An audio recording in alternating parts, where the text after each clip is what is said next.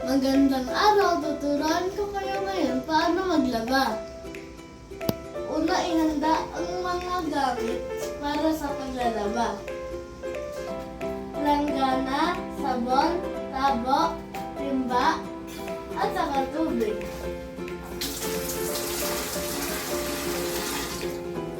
Tignan mo muna yung gamit kung may sira o punit. Pag may sira o punit ang gamit, dapat tahiin muna at saka labhan. Pangatlo, ihiwalay ang puti sa decolor para hindi magmatcha.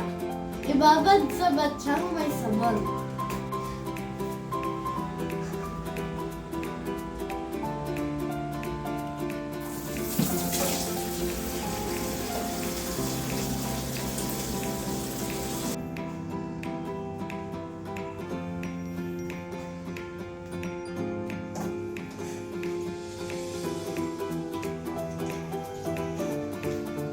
Pagkatapos ibabad ay kusutin ito.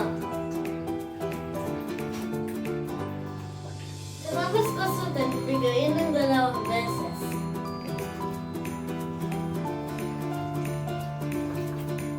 Pagkatapos ay isampay natin. Tiyara, pwede na natin isampay ito. Oh, madali na maglaba, di ba? Paalam!